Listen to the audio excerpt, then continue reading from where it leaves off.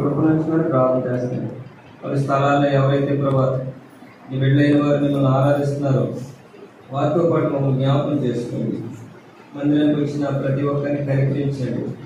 ఎవరైతే అనారోగ్యాలతో ఇటువంటి పరిస్థితులు కూడా ఉన్నారో వారిని మీరు స్వస్థపరచండి, సహాయం చేయండి. అన్ని విషయాలు నేర్చేయమని ప్రార్థన చేస్తాను. మీ మాటలు నా నోట్లో ఉంచండి, మీ చేతి నిండా నన్ను కప్పండి, నా నోటికి తోడేయండి, పలకవలసింది బోధించండి. ఈ కూడికి నాయన నీకు మహిమకరంగా, మాకు ఆశీర్వాదకరంగా, దీవెనకరంగా చేయండి. నీ వాక్యం చేత మమ్మల్ని తృప్తిపరచమని, దృష్టి నుంచి కాపాడమని, అన్ని విషయాల సహాయం కోరుకుంటుంది. మమ్మల్ని అందరినీ కూడా నీ కుమారుడిని యేసుక్రీస్తు యొక్క రక్త ప్రోక్షణ కిందకు వచ్చాం. మమ్మల్ని కడగండి, పవిత్రపరచండి, యథార్థంగా ఆరాధించడానికి సహాయం చేయండి. ఏ దోషము మాలో లేకుండా, ఏ లోపము మాలో లేకుండా మీరైనా పవిత్రపరచమని ఈ సహాయం పడుచు మా ప్రభువును రక్షకుడు యేసుక్రీస్తు వారి శ్రేష్టమైన నామములో ప్రార్థించి వేడుకుంటున్నాం తండ్రి, ఆమేన్.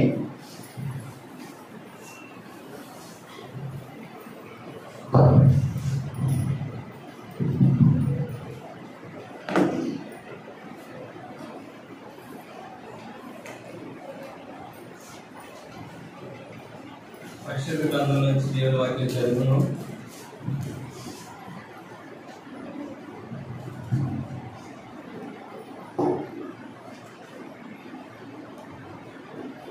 పరిశుద్ధ గ్రంథం నుంచి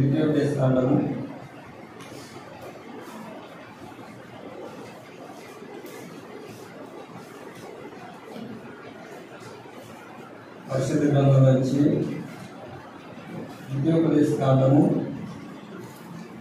4వ అధ్యాయము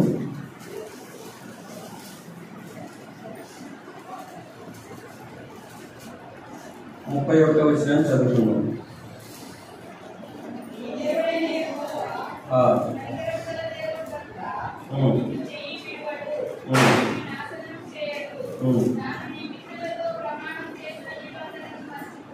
చాలండి. నీ దేవుడైన యెహోవా కనికరం గల దేవుడు కనుక నిన్ను చెయ్యి విడబడు. రెండో మాట అక్కడ ఏముందంటే నిన్ను నాశనము చేయడు. తాను నీ పితరులతో ప్రమాణం చేసిన నిబంధనను మర్చిపోడు. ఇక్కడ కనికరం గల దేవుడు చేయి విడబడు.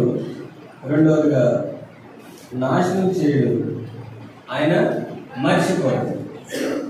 అందుకొక మాట, తల్లి అయినా మర్చినా కానీ నేను నిన్ను మరవను. ఒకసారి మన ప్రాణ స్నేహితులు కూడా, బంధువులు, ఇరుగు కూడా ఏం చేస్తారండి, చేయి విడిచిపెట్టేస్తారు. కష్టాల్లో, ఆపదల్లో, మన పరిస్థితులు వ్యతిరేకంగా ఉన్నప్పుడు ఏం చేస్తారు, మాట్లాడడానికి కూడా ఇష్టపడరు.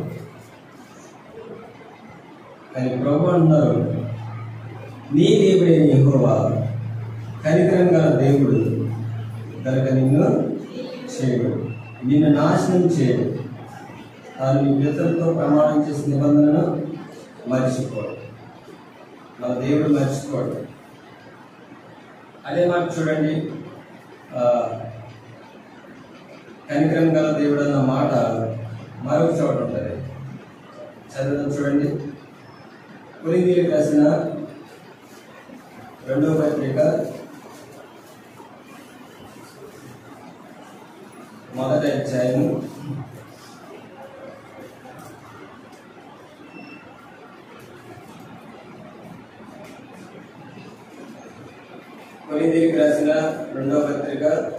1వ అధ్యాయము 3వ వచనం.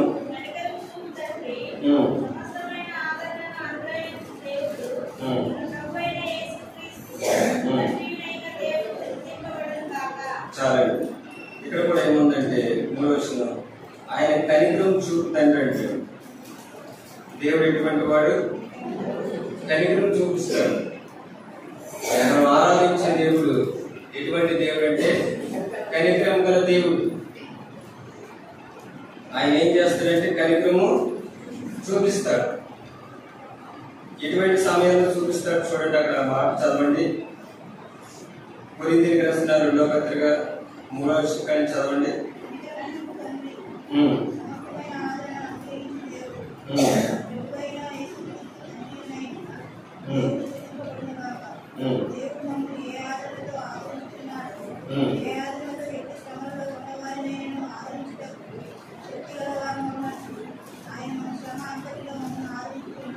చాలా ఈ శ్రమలు ఏం చేస్తాడండి? ఆదరిస్తాడు. మనకు శ్రమలు కలుగుతూ ఉంటాయి. ఆ శ్రమలో ప్రభు ఏం చేస్తాడంటే ఆదరిస్తాడు. ఆయన చేయి విడవడు. అంత మాత్రమే కాదు, ఏం చేస్తాడంటే మర్చిపోడండి. మనం ఆరాధించే దేవుడు ఈ దినాన ఆయన ఏమై ఉన్నాడంటే కనికరం గల దేవుడు. ప్రభు ఎవరండి? కనికరం గల దేవుడు. కనికరం గల దేవుడు మన ఎడలు ఏం చేశాడంటే, లూకాసు సువార్త చూడండి 6వ అధ్యాయం 36వ వచనం చదవండి.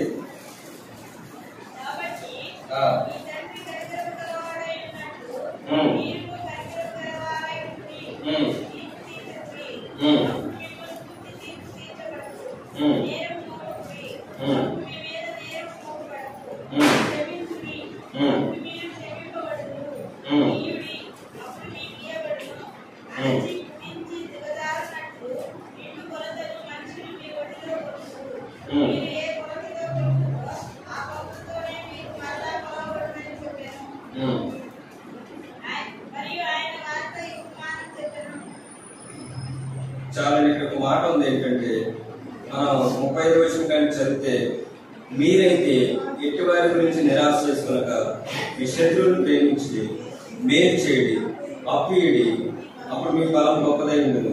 మీరు సర్వోన్నతుని కుమారులైనది. ఆయన కృతజ్ఞతలు లేని వారేడను దుష్టులేడను ఉపకారై ఉన్నాడు. కాబట్టి మీ తండ్రి కనికరం గలవాడై ఉన్నట్టు మీరును కనికరం గల. ఇది కనికరం గల దేవుడు. మన ప్రభు ఎవరంటే కనికరం గల దేవుడు. అందుకే మేక గ్రంథంలో కూడా ఒక మాట ఉండదు చూడండి.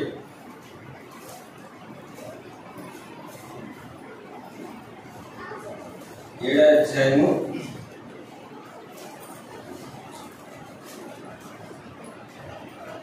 18వ వచనం. తన స్వాస్థ్యంలో చేసించిన వారి దోషము పరిహరించి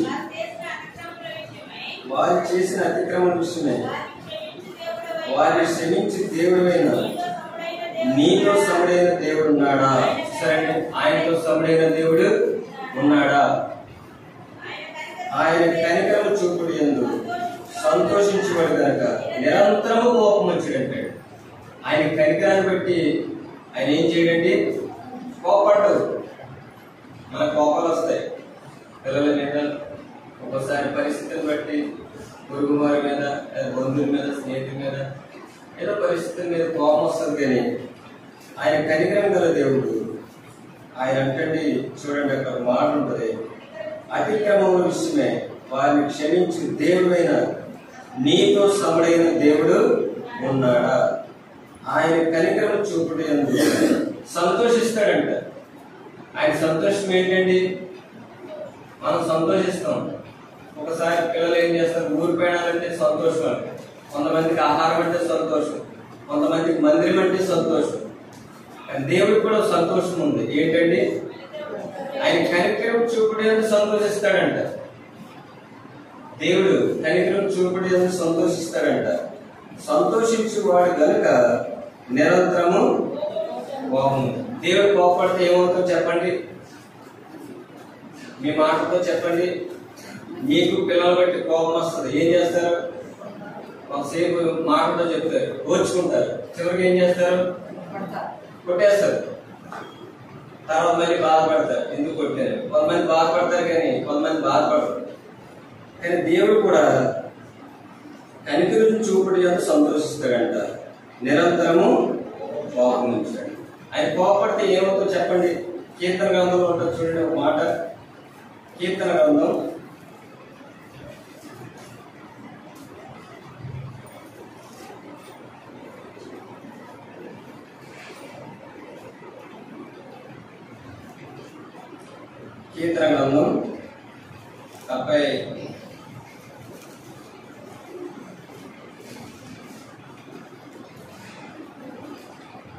76వ అధ్యాయం 7వ వచనం చదవండి.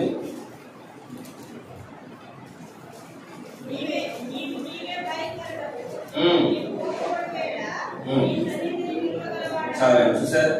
నీవే భయంకరుడు, నీవు కోపడి వేళ నీ సన్నిధిని నిలవగలవాడు ఎవరు? చూసారండి, ఆయన కోపడితే ఆయన సన్నిధిలో ఎవరు నిలవలేరు. ఆయన భయంకరుడు అంట. మనుషుల్లో కూడా ఒకసారి కనబడతారు భయంకరంగా. వాళ్ళు ఎదురుకు వచ్చినప్పుడు మనం వెళ్ళగలమండి.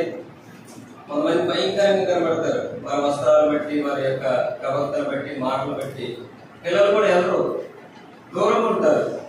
ప్రభు గురించి ఒక మాట ఉంది ఏంటంటే, నీవే భయంకరుడు, నువ్వు కోపడి వేళ నీ సన్నిధిని నిలబడాలంటే ఎవరు? అందుకే పక్కన ఒక మాట ఉంటుంది చూడండి, అదే కీర్తన గ్రంథంలో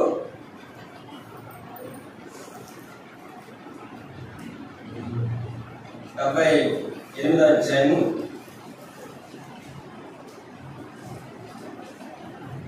38వ వచనం.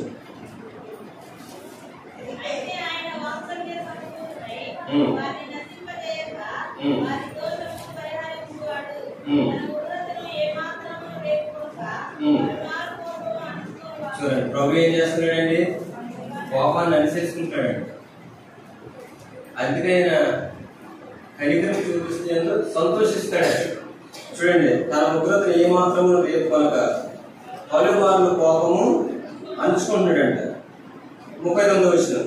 కాగా వారు కేవలము శరీరమై ఉన్నారని, విస్తరి వెళ్ళి మరలి రాని గాలి వల్లే ఉన్నారని ఆయన జ్ఞాపకం చేస్తున్నాడు. ప్రభు ఏం జ్ఞాపకం చేసుకుంటున్నాడే? నిన్ను చెప్పండి. మనం శరీరంలో అంట, శరీరం అంటే ఆరోగ్యం ఉంటేనే భూమి మీద ఉంటాం, ప్రాణం ఉంటేనే భూమి మీద ఉంటాం. ఇంకోటి కూడా, ప్రకృతి ఏమైనా వ్యతిరేకంగా ఉందనుకోండి, భూమి మీద ఉంటామండి. ఆయన మనం ఏమైనా జ్ఞాపకం చేసుకుంటాడు? విస్తరి వెళ్ళి మరలా రాని గాలి వంటి వారిని జ్ఞాపకం చేసుకుంటాడు. అది ఆయన కోపం వస్తే ఎవరు ఆయన సన్నిధిలో నిలవలేదు. అయితే ఆ పక్కన ఒక మాట ఉంటుంది చూడండి, 80వ అధ్యాయము 16వ వచనం. అది అగ్ని చేత కాల్చబడినది, నాటబడింది. నీ కోప దృష్టి వల్ల జనులు ఏమైపోతున్నారండి? కోపం వల్ల నశించిపోతున్నారంట. అందుకే ప్రభు అన్నారు, నీ దేవుడైన యెహోవా కనికరం కలవాడు, ఆయన నిన్ను చూపాడు. రెండవదిగా ఆయన నిన్ను నాశనం చేయడు. ఆయన కనికరాన్ని బట్టి ఈ రోజు మనందరం కూడా ఈ వేదన సమకూర్చబడు. కేవలం ఆయన కనికరం. ఎవరి మీద కోపడతాడండి ఆయన? చెప్పండి. చూడండి, ఆ పక్కన ఉంటుంది కీర్తన గ్రంథంలో, కీర్తన గ్రంథం 100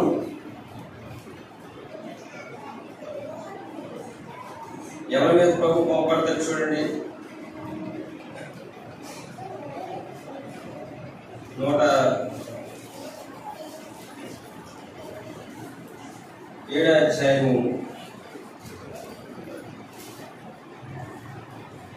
40వ వచనం చదవండి. ఎంతగా క్షమించండి. 106వ అధ్యాయం 40వ వచనం. 106:40. కావున యెహోవా కోపము ఆయన ప్రజల మీద రగులుకుందంట. అందుకే ప్రభు ఏం చేసేయంటే అక్కడ ఉంటా చూడండి, ఆయన తన స్వాస్థ్యమందు అసహ్యపడిన ఆయన వారిని అన్ని చేతులకి అప్పుడు వారి పగవారు వారిని ఏలుచుండేది, వారి శత్రువులు వారిని బాధ పెట్టేది, వారి శత్రువుల కింద వారు అనుకోబడేది. శత్రువులకు అప్పగించేస్తాడంటే ఎందుకు కోపడతాడంటే పైన మాట్లాడతారు చూడండి, 38వ వచనం చదవండి. నిరపరాధ రక్తం అనగా తమ కుమారుల రక్తము తన కుమార్తె రక్తము ఒలిగించింది, కనాను దేశం వారి బొమ్మలకు వారి బలిగా అర్పించింది.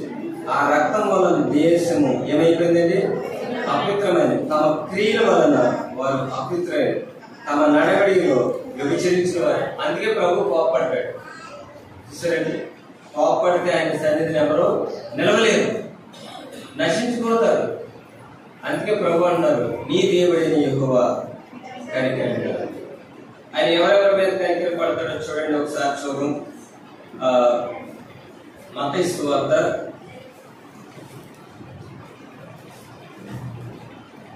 14వ అధ్యాయం చదవండి.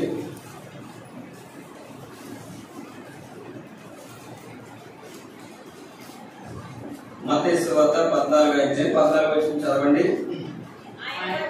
ఆయన వచ్చి ఆ గొప్ప సమూహమును చూసి వారి మీద కనికరపడి సరే దేవుని యొక్క కనికరం రోగుల మీద ఏం చేసిందండి? స్వస్థత వచ్చేసింది. మనం టాబ్లెట్లు, ఇంజక్షన్లు, మెడిసిన్ వేసుకుంటాం, దానివల్ల స్వస్థత వస్తుంది. అయితే ప్రభు యొక్క కనికరాన్ని బట్టి కూడా వాళ్ళు ఏం కలిగిందండి? స్వస్థపరచబడ్డారు. అందుకే ప్రభు అంటారు నిర్మాకాండం ఒక మాట, నిన్ను స్వస్థపరిచి యెహోవాను నేనే. అదే నాలో కూడా ప్రభు ఆయన వచ్చే ఆ గొప్ప సమూహం చూసి వారి మీద కనికరపడి వాళ్ళు రోగులైన వారిని స్వస్థపరిచాడు, రోగులు స్వస్థపరిచాడు. అది మరో మాట చూడండి, మార్కు సువార్త 6వ అధ్యాయము 34వ వచనం చదవండి. కనుక యేసు వచ్చి ఆ గొప్ప జన సమూహం చూసి వారు కాపర్లేని గొర్రెల వలె ఉన్న వారి మీద కనికరపడి చాలండి. ప్రభు కనికరపడి ఏం చేసేట్టు మళ్ళీ వారు కాపర్లేని గొర్రెలు అంట, అందుకే కనికరపడ్డాడు. కాపర్ లేకపోతే ఏమైపోతాయి గొర్రెలు? చెప్పాలి, సరిగ్గా నడవయి, నడుస్తాయండి, త్రోవ తప్పిపోతాయి. అంటే కాపరి చూసండి లేరని ప్రభు ఏం చేశాడంటే వారి మీద కనికరపడి వారికి అనేక సంగతులు బోధించారు. అందుకే దావీదు మహారాజు యెహోవా నా కాపరి. ఆ కాపరి ఏం చేస్తాడండి? చెప్పండి, చూడండి కీర్తన గ్రంథంలో 23వ అధ్యాయంలో ఒక మాట ఉంటది. ఆ కాపరి ఏం చేస్తాడు? 23వ అధ్యాయం, యెహోవా నా కాపరి, నాకు లేమి కలగదు, పచ్చిక గల చోట్లను ఆయన నన్ను కొరడి శాంతికరమైన జలం వద్ద ఆయన నన్ను నడిపించినాడు. నా ప్రాణములకు ఆయన సేద తీర్చినాడు. తన నామం బట్టి నీతి మార్గంలో నన్ను నడిపించినాడు. గాఢంధకారపు లోయలలో నేను సంచరించిన ఏ అపాయములకు భయపడి నీవు నాకు తోడైనందుకు నీ దుడ్డికార్యు నీ దండము అనాలి. నా శత్రుడు యొక్క నీవు నాకు భోజనము నూనెతో నా తాళింపు నా గిన్నె నిండి పోషించినది. నేను బ్రతుకు దినములన్నీ కృపాక్షేమము నా ఇంట వచ్చింది. చిరకాలము యెహోవా మందిరములో నేను నివాసము చేయను. కాపరి ఉంటే గొర్రెలు ఎలా ఉంటాయండి? ఎలా ఉంటాయి చూడండి. యెహోవా నా కాపరి ఎక్కడ పొరటి చేస్తున్నాడంట? పచ్చిగా చోట పొరటి చేస్తాడు. గొర్రెలు కూడా ఏం చేస్తాయండి? ఎక్కడ పచ్చగా ఉంటుందో అక్కడికి వెళ్ళిపోతాయి నేత గురించి. ఒకసారి కాలంలో చెరువులు దొరికినప్పుడు నీరు ఎక్కడ ఉంటుంది అక్కడికి ఎటు పడితే అటు తిరిగితే. అందుకే యెషయా గ్రంథంలో గొర్రె గురించి ఒక మాట ఉంది. యెషయా గ్రంథం 53వ అధ్యాయం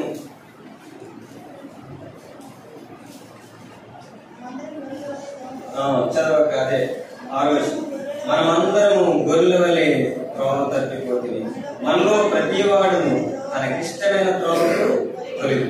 తనకిష్టమైన త్రోవలు వెళ్ళిపోతుంది గొర్రె. అందుకే ఎవరు ఉండాలండి? కాపరు ఉండాలి. ఆయన కనికిరి పడి వాళ్ళకి ఎన్నో విషయాలు బోధించాడంట. అక్కడ ఇంకో మాట చూడండి, మార్కు సువార్తలో మనం చదివిన భాగం చదవండి. 6వ అధ్యాయము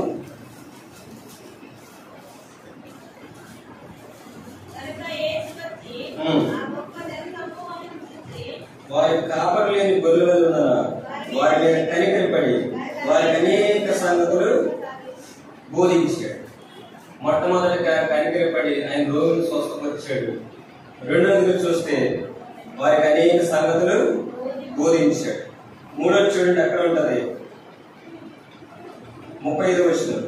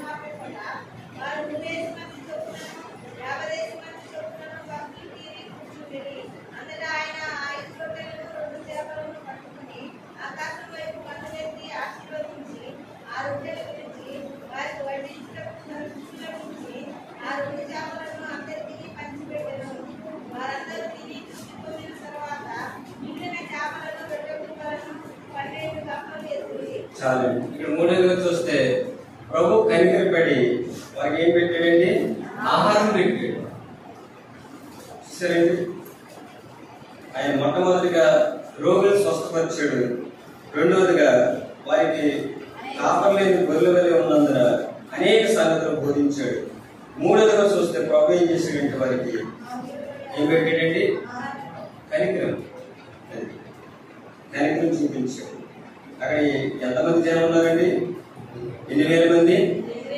పంపించేయచ్చు కదా మీ ఇంటికి, మీ గ్రామాలకి, మీ పల్లెలకి, మీ ఇలా వెళ్ళిపోయి పంపించవచ్చు కదా. అయితే ప్రభు అటువంటి వాడు కాదు. ప్రభు ఏంటంటే కనికరం కలదు. ఆయన చేయి వేవడు, ఆయన మర్చిపోడు. అందుకే ప్రభు ఏం చేశాడంటే వారికి ఆహారం పెట్టాడు. అక్కడ ఎన్ని రొట్టెలు ఉన్నాయండి? 5 రొట్టెలే, 2 చేపలే. ఇది ఎలా సాధ్యం చెప్పండి? ఎలా సాధ్యం ఇది? ఆయన ప్రభు ఏంటంటే ఆయన కనికరం గల దేవుడు కాబట్టి వారికి ఏం చేశాడండి? ఆకలి కొని వారికి ఆయన ఏం చేస్తాడు? ఆహారం దయచేస్తాడు. ఈ సమయంలో మన దేవుడు కనికరం గల దేవుడు. ఆయన మనం ఏం చేయాలండి? ఆరాధించాలి. మనం కూడా కనికరం చూపించాడు. ఆయన ఏ విషయంలో చెప్పండి? అపోస్తలుడైన పౌలు గారు ఒక మాట చెప్తారు చూడండి. తిమోతికి రాసిన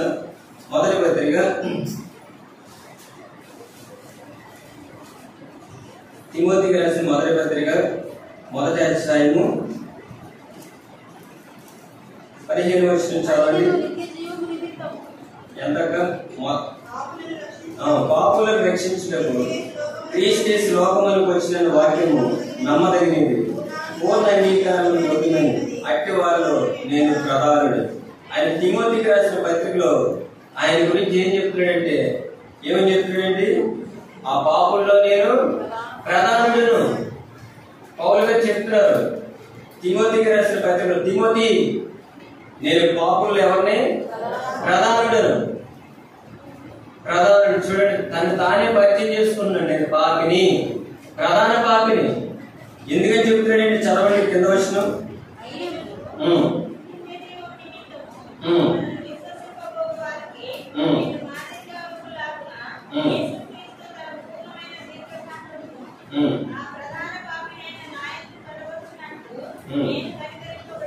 చాలండి. ప్రభు ఏం చేశాడండి? ఈ పాపిని కూడా కనికరించాడు. అందుకే మందిరంలోకి 2 వస్తారు, పరిసయ్యుడును సుంకరి. సుంకరి ప్రార్థన చేస్తాడండి చెప్పండి. ఆ లోకస్వార్తలో బాగా ఉంటది. పరిసయ్యుడేమో నిలబడి ఇతరులు చూస్తాడు. చూడండి, ఆ మాట ఉంటది లోకస్వార్త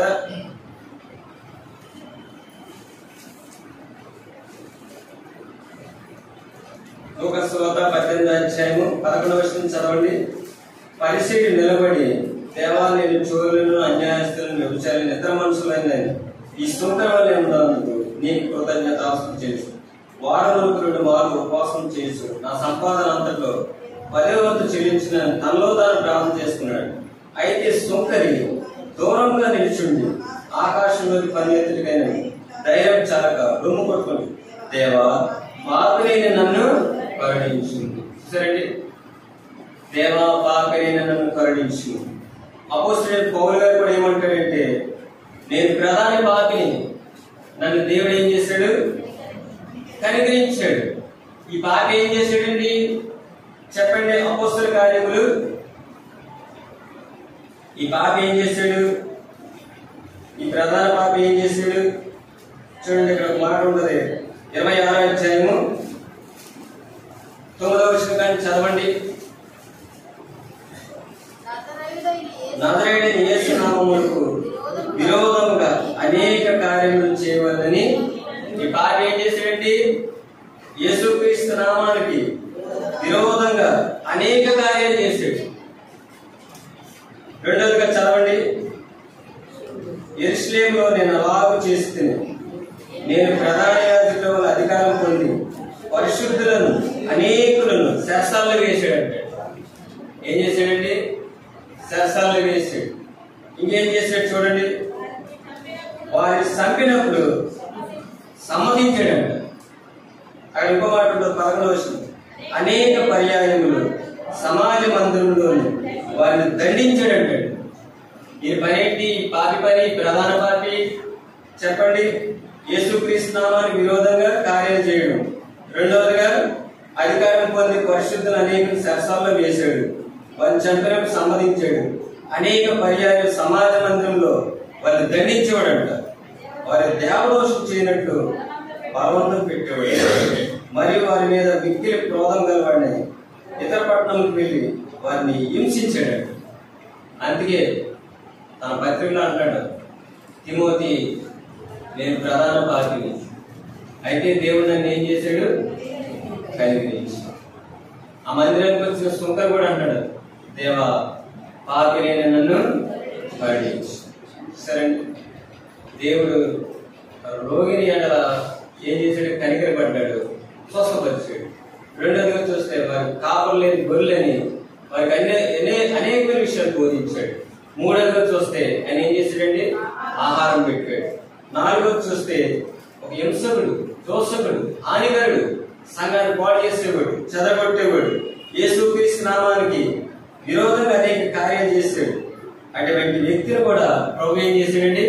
కనికరి పడ్డాడు. నాశనం చేయలేదు. ఏమన్నా ఆయన కోపడితే పౌలు గారు ఉంటారండి? ఉంటాడా? చూసారా? ఆయన ఎందుకంటే నీ దేవుడే యెహోవా. ఎటువంటి వాడండి? కనికరం. మరి మనం కూడా పాపమే కదా. పత్రికలు ఏముందో మనం చదివి భాగంలో పాపం రక్షించటకు క్రీస్తు యేసు లోకంలోకి వచ్చింది. లోకంలో ఎవరున్నారండి? ఆయన ప్రధాన పాపం అయితే మనం కూడా పాపమే. బైబిల్లో మాట ఉంటుంది, రాజు మొదటి గ్రంథం 8:40 పాపం చేయవాడు ఒక్కడు లేడంటండి. ఆయన మాత్రమే పాపి కాదు, మనమందరం కూడా ఏమైనాం? పాపులు. పాపం చేస్తున్నాం. పాపం వల్ల వచ్చే జీతం మరణం. తీతు పత్రికలో మాట ఉంటుంది చూడండి.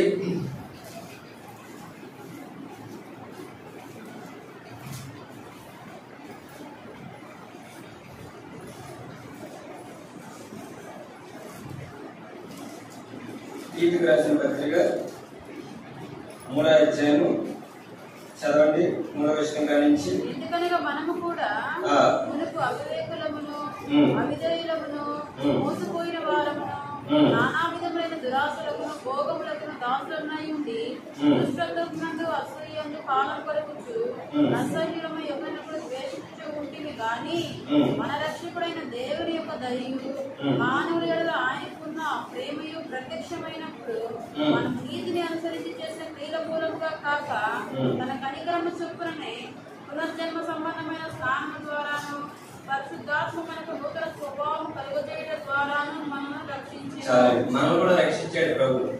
ఎలా రక్షించాడండి? గత దినాల్లో మనం ఎలాగే ఉన్నామంట మనం మాట్లాడదు. ఎందుకనగా మనము కూడా మనకు అవివేకులం అంటే. మనం ఎవరమండి? అవివేకులు. రెండోదిగా చూస్తే అవిధేయులు. గత దినాల్లో అవిధేయుల గురించి కొన్ని విషయాలు తెలుసుకున్నాం మనం. అవిధేయుడు ఏం చేస్తాడంటే దేవునికి లోబడ్డావు, తిరుగుబాటు చేస్తాడు. మనం కూడా అవిధేయులు.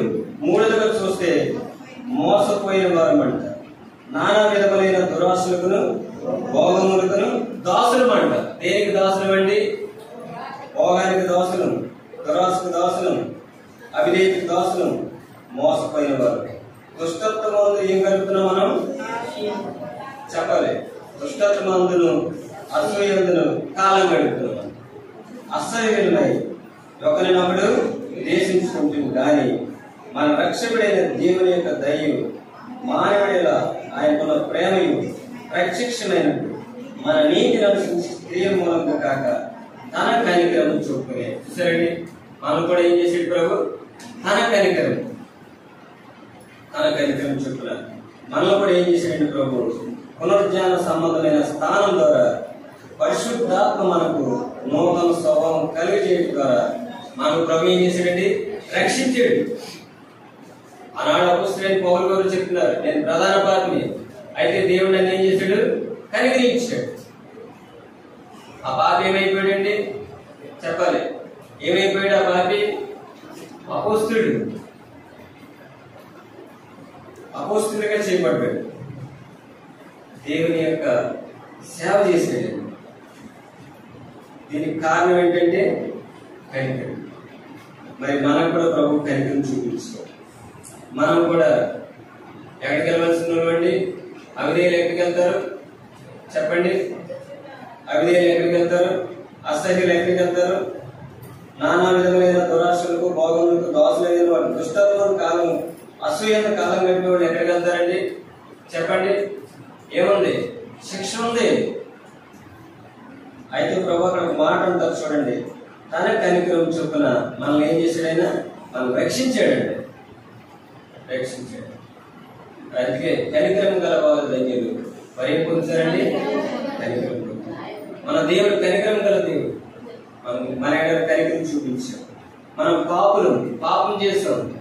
పాపం వల్ల వచ్చే జీతం మరణం. మరణం. ఆ మరణానికి పోతలేని మనల్ని ప్రభు ఏం చేశాడంటే మన ఏడాది కనికరపడ్డాడు. మనం రక్షించాడు ప్రభు నా ఏడాది చూపిన కనికరాన్ని బట్టి మనం ఏం చేయాలంటే ఈ సమయంలో ప్రభుని ఆరాధించాలి. ఎందుకంటే ఆనాడు అపోస్తలుడైన పౌలు తీతు రాసిన పత్రికలో కానీ తిమోతికి రాసిన పత్రికలో కానీ కనికరం గురించే చెప్తున్నాడు. మరి ఈ మధ్యాహ్న కాల సమయంలో మనం ప్రభుని ఆరాధించడానికి మన ఏడాది ప్రభు ఏం చేసినట్టే పైన ఒక మాట ఉంటుంది చూడండి. తీతుకు రాసిన పత్రిక 2:11 వచ్చిన ఏదైనా సమస్త మనుషులకు రక్షణకరమైన దేవుని కృప ప్రత్యక్షమైందంటే మనం చదివిన ఈ పత్రికలో 2 విషయాలు ఉన్నాయి. ఒకటి ఏంటంటే ప్రేమ ప్రత్యక్షమైంది, రెండోది కృప కూడా ప్రత్యక్షమైంది. అక్కడ ఏంటంటే కృప అంటారు ఏలైనగా సమస్త మనుషులకు రక్షణకరమైన దేవుని కృప అంటే దేవుని కృప ద్వారా ఏమైందంటే రక్షణ. రెండోదిగా చూస్తే ఇక్కడ 5వ వచనంలో ఏముందంటే 3:5 చూడండి, ఆయనకున్న ప్రేమయు ప్రత్యక్షమైనప్పుడు మనము నీతిని అనుసరించిన క్రియ మూలంగా కాక తన కనికరం చొప్పున మనకేం కలిగజేసాడు ప్రభు?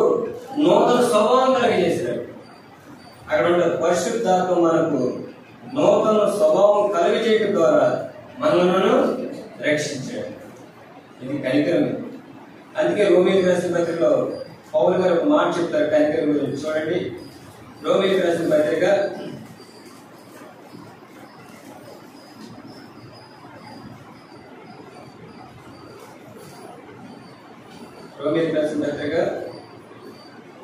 9వ అధ్యాయము 15వ వచనం కంటే చదవండి.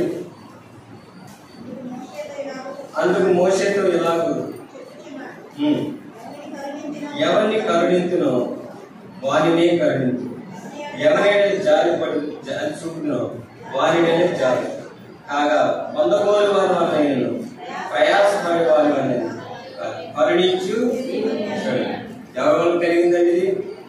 ఈరోజు నువ్వు దేవుని మందిరానికి వచ్చావంటే, దేవుని మందిరంలో కూర్చున్నావంటే, పాటలు పాడుతున్నావంటే, వాక్యం వింటున్నావంటే, ప్రభుని ఆరాధిస్తున్నావంటే, ప్రభు యొక్క రక్తమాంసాల్లో పాలు పొందుతున్నావంటే అక్కడ ఒక మాట ఉంది, పొందకోరేవాడి వల్ల లేదంటే అంటే నీలో నాలో లేదది, ప్రయాసపడే వాళ్ళు కూడా లేదు. ఎవరి వల్ల జరిగింది? కరుణించి దేవుని వల్ల అంట. ఎవరి వల్ల అండి? కరుణించి దేవుని వల్ల. ఎందుకు ఆయన వల్లే కలిగిందంటే ఆయన కుమారుడైన యేసుక్రీస్తు లేఖనముల ప్రకారం మన పాపాల కొరకు మరణించాడు. మనందరం కూడా ఏమైపోయాడు? త్రోవ తప్పిపోయాం. గుర్రెల వల్ల ఎవరి ఇష్టానుసారంగా వారు ఏమైపోయారు? త్రోవ తప్పిపోయారు. ఎటు పడితే మనం నడిపింపబడ్డాం. అయితే ప్రభు ఏం చేశాడంటే మనల్ని కనికరపడ్డాడు. ఒక విషయం చూడండి, లూకా సువార్తలోని కనికరం గురించి ఒక మాట ఉంటుంది. లూకా సువార్త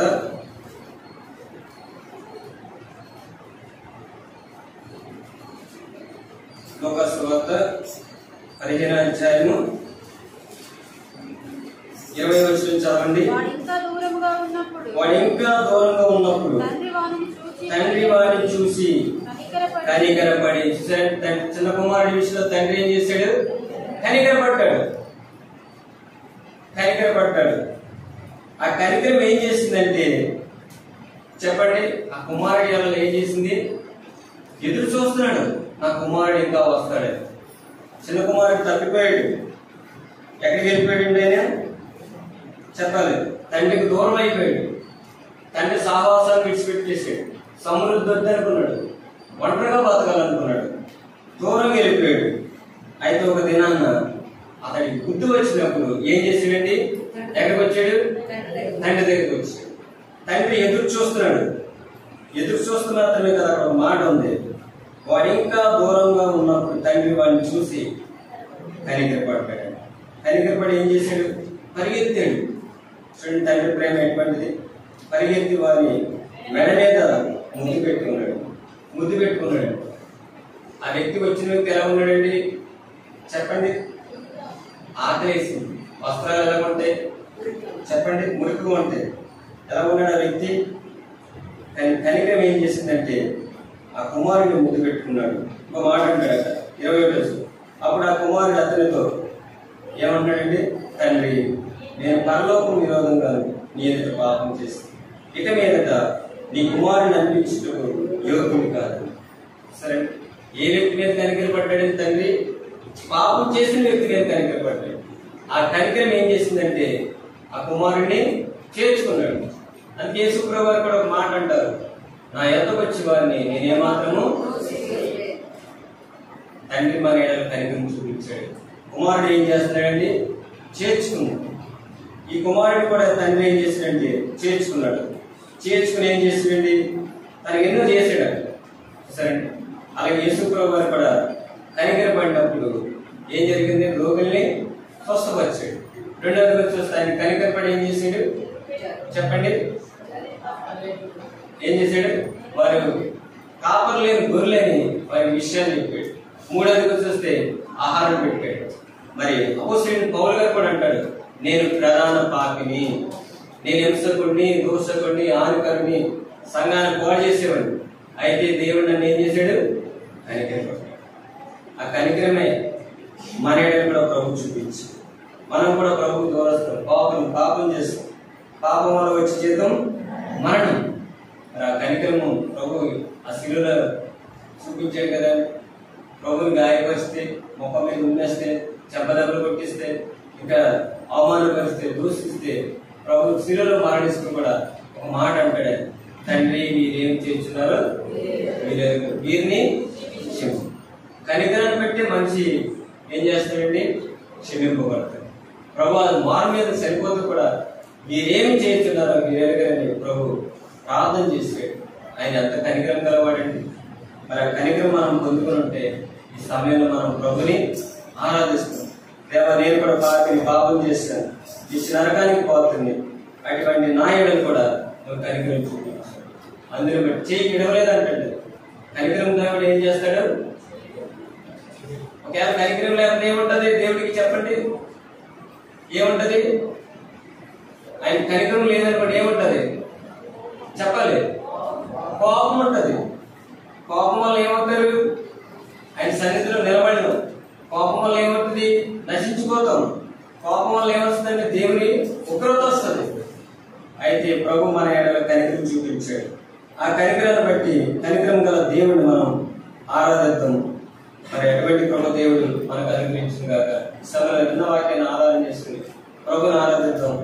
మొట్టమొదటిగా మరి సండే స్కూల్ టీచర్స్ ముందుగా ఆరాధించి కిందకి వెళ్ళండి. మనం